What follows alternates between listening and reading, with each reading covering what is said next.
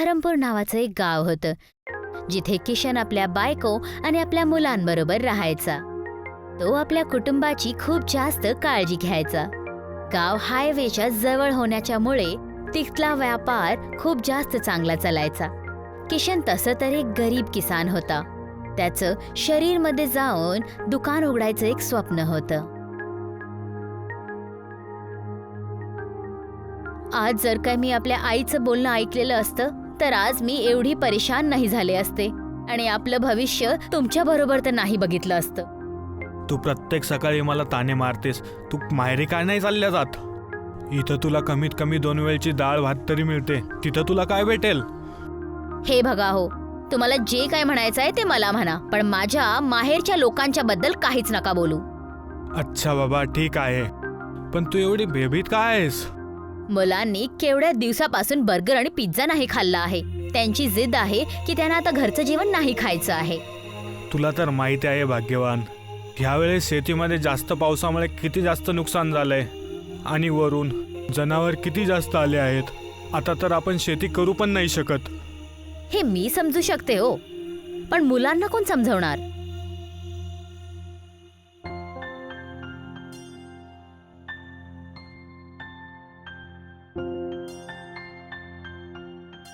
किशन आपल्या दोन्ही मुलांना स्कूलमधून घरी घेऊन येतो.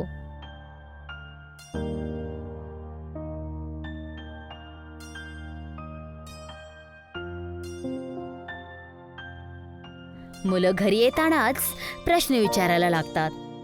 बाबा, माझा पिझ्झा कुठे आहे? ना पिझ्झा आहे ना बर्गर. इथे तर काहीच दिसत नाहीये. हो बाबा, माझे सगळे क्लासमेट्स टिफिन मध्ये बर्गर आणि पिझ्झा घेऊन येतात आणि एक आम्ही आहोत जे फक्त भेंडी आणि भोपळेच खात असतो. खूप जास्त बेइज्जती होते आमची. तुम्ही काळजी नका करू, आपली पण वेळ बदलेल. काही दिवस अजून वाट पाहू. किशन आणि मुलांची गोष्ट ऐकून सायाच्या डोळ्यामध्ये अश्रू येतात. तेव्हा सायाने किशनला बोललं, मी काही दिवसासाठी आपल्या मुलांना घेऊन आपल्या माहेरी जाते. माझा भाऊ त्यांना हे सगळं काही हाणून देईल जे तुम्ही नाही हाणून देत. एवढं बोलल्यानंतर साया आपल्या मुलांना घेऊन आपल्या माहेरी निघून जाते आणि किशन घरामध्ये एकटाच राहून जातो.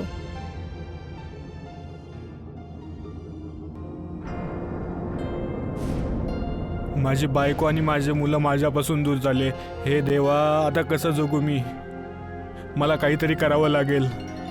किशनला रडताना पाहून तिथे गावाचे खूप मोठे जमीनदार रामचरण सिंग येतात आणि किशनला विचारायला लागतात, किशन, काय झालं भावा? का गंगा जमुना काढत आहेस? अरे जमीनदार साहेब, आता काय बोलू, आता काय सांगू? शेती पावसामुळे खराब झाली. बायको मुलांना घेऊन माहेरी चालल्या गेली. माझ्याकडं परिवार बोलण्यासाठी काहीच नाहीये. ना परिवार सोबत आहे ना किस्मत. जसं की मला समजतंय, गोष्ट पैशाची आहे. तुझी आर्थिक परिस्थिती संकटात आहे. बरोबर बोललात तुम्ही.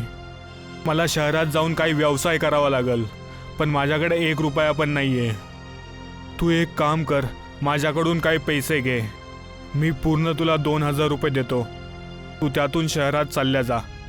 जेव्हा तुझ्याकडे येतील तेव्हा तू मला परत दे. अजून काय? खूप उपकार होतील साहेब. एवढं माझ्यासाठी कोणीच नाही केलं. माझ्यावर खूप उपकार होतील. मी तुमचे पैसे व्याजासोबत परत देईल. किशन जमीनदारकडून पैसे घेतो आणि शहर निघून जातो आणि शहरमध्ये जाऊन इकडे तिकडे भटकल्यानंतर त्याला एक आटा चक्कीमध्ये नोकरी भेटते.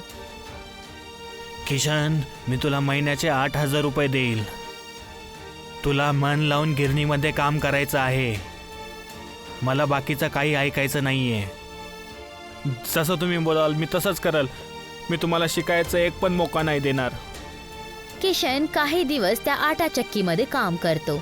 एक दिवस हिशोबाच्या हेरफेराच्यामुळे त्याचा त्या आटा चक्कीच्या मालकाबरोबर झगडा होऊन जातो. मी तुला किती इमानदार समजलं होतं, पण तू तर चोर निघालास. मला तुझ्याकडून ही अपेक्षा नव्हती. चालल्या जा माझ्या दुकानातून. नंतर ह्या बाजारामध्ये कधी दिसू नकोस. आता तुला इथं कोणीही काम नाही देणार. मी तुमच्या इथं कुठलीही चोरी नाही केली आहे. तुम्ही माझ्यावरती असा खोटा आरोप नाही करू शकत. आणि हो, मला पण तुमच्याकडे काही काम नाही करायचं आहे. माझ्या 2 महिन्याची पगार मला द्या बस. किशन आपल्या मालिककडून पैसे घेऊन समोरच्या पिझ्झाच्या दुकानामध्ये जाऊन बसतो आणि बघतो. ये गरम गरम पिझ्झा खा. यार, मी शेवटी एकटा किती काम करू, मला काही समजत नाहीये. मला एक मुलगा भेटला तर मी त्याच्यावरती माझं पूर्ण काम सोपवेल. लच्छूचं बोलणं ऐकून किशन त्याच्या जवळ जातो आणि बोलायला लागतो. भाईसाहेब, मी तुमच्या दुकानामध्ये काम करू शकतो. मला पण पिझ्झा बनवायला शिकवा. मी लोकांच्या उष्टे भांडे पण धुवायला तयार आहे. असं वाटत आहे हा मजबुरीत आहे. याच्या मजबुरीचा मी पूर्ण फायदा घेईल. हो, का नाही. तू माझ्या दुकानात काम करू शकतो, फक्त एकाच शर्तीवरती. मी तुला पगार फक्त 2,000च देईल आणि काम पूर्ण दिवस करावं लागेल. मला ही शर्त मंजूर आहे. मी नक्की काम करेल. एवढं बोलून किशन त्या दुकानामध्ये काम करायला लागला. हळूहळू 1 महिना निघून गेला होता. किशन आता पिझ्झा बनवायची कला एकदम चांगल्यापैकी शिकला होता.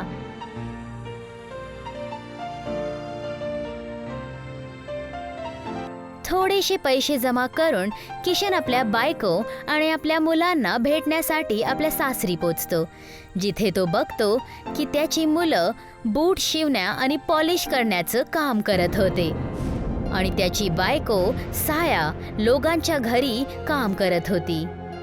या साहेब, आपले बूट पॉलिश करून घ्या, फक्त 10 रुपयामध्ये.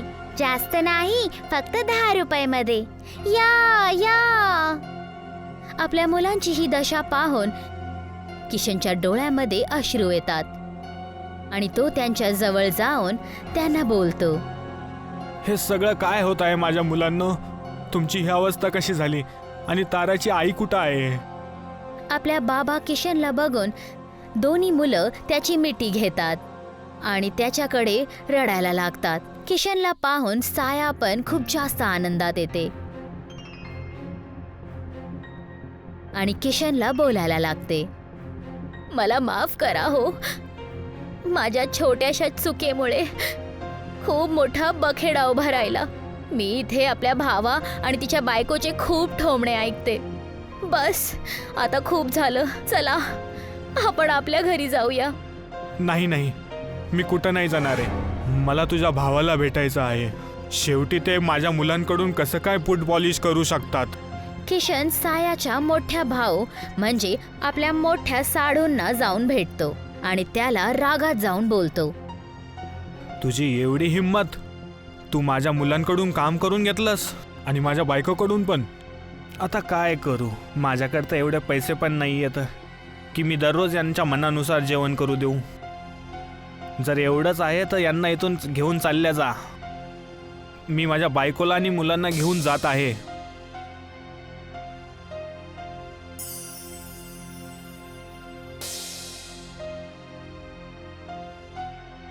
किशन आपल्या मुलांना आणि आपल्या बायकोला घेऊन आपल्या गावी परत येतो आणि बघतो की रामचरणने त्याच्या घरा आणि शेतांवर कब्जा केलेला आहे. अरे ये किशन ये, आणि माझ्या व्याजाचे पैसे मला देऊन टाक आणि आपलं घर घेऊन टाक. 2,000साठी तुम्ही माझं घर आणि शेत कसं काय घेतलं? 2,000 नाही, मी तुला पूर्ण 20,000 दिले होते. त्याचं व्याज आणि मूळ रक्कम मिळून तुला मला 1,00,000 रुपये द्यायचे आहेत. पैसे दे, तुझं घर आणि जमीन घेऊन जा. रामचरणने किशनला त्याच्याच घरातून बेघर केलं आणि किशन आपल्या कुटुंबाबरोबर रस्त्यावर आला.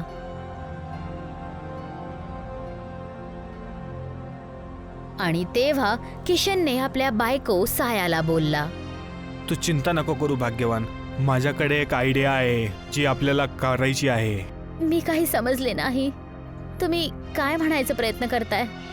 जेव्हा मी शहरात होतो तेव्हा मी पिझ्झा बनवायला शिकलो होतो आणि आता मी गावाच्या बाजूच्या हायवेवरती पिझ्झा शॉप उघडेल आणि तिथंच पिझ्झा विकेल.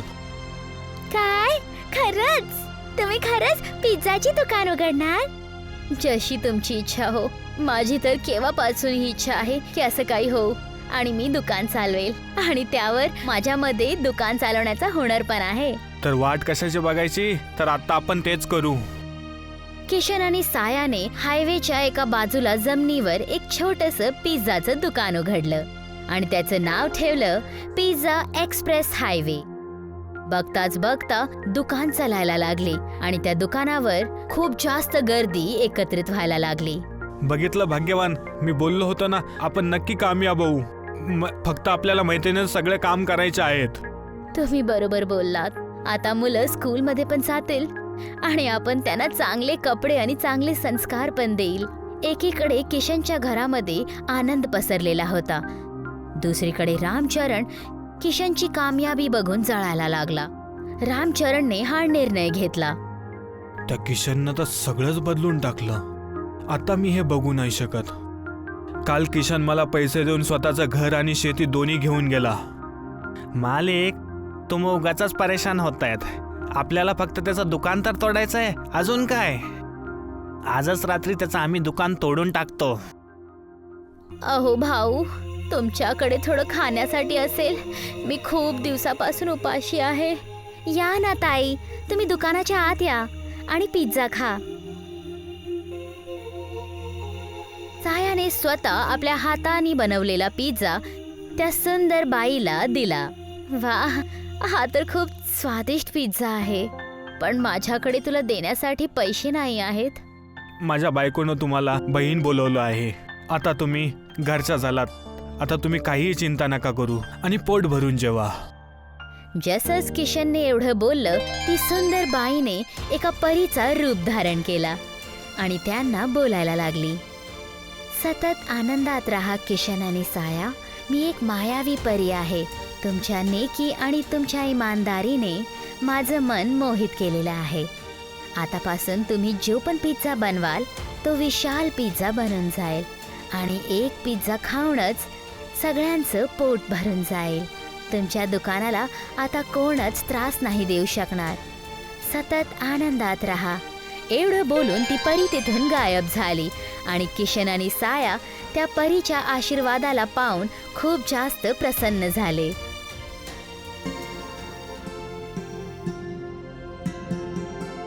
रात्री रामचरण आपले काही गुंडे घेऊन त्यांच्या दुकानावर पोचला. जा, याचं दुकान हायवेपासून तोडून टाका. तुम्ही काळजी नका करू. जसंच ते गुंडे त्या पिझ्झा एक्सप्रेस हायवेच्या दुकानाजवळ पोचले, समोर एक झाडाची डाळी खूप जोरात त्यांच्याकडे आली आणि त्यांना आपल्या बरोबर उचलून झाडाच्या वरती घेऊन गेली. वाचवा, आम्हाला वाचवा. आम्हाला इथून खाली उतरवा, वाचवा. त्यांची आवाज ऐकून तिथे किशनचा कुटुंब आला आणि बोलायला लागला. खूप मजा आली. रामचरण काका तर एकदम माकड दिसत आहेत. हो ना, जसं करता तसं भरता. मला माफ कर किशन, माझ्याकडून खूप मोठी चूक झाली. इथून पुढं मी तुला आणि तुझ्या परिवाराला परेशान नाही करणार. सायाच्या भावाला मीच पैसे दिले होते कारण की तुझी बायको आणि मुलं खुश नाही राहिले पाहिजे. फक्त तुझ्यामुळं माझा परिवार किती परेशानीमध्ये होता तुला थोडं पण माहीत आहे. जा, तू असंच तडपत राहा. किशन आणि साया तिथून निघून जातात. रामचरणला आता आपल्या चुकीचा एहसास झाला होता. त्या झाडाने त्यांना खाली उतरवलं. तेव्हापासून किशन आपला पिझ्झा एक्सप्रेस हायवे खूप चांगल्यापैकी चालवायला लागला आणि एक आनंदमय जीवन जगायला लागला.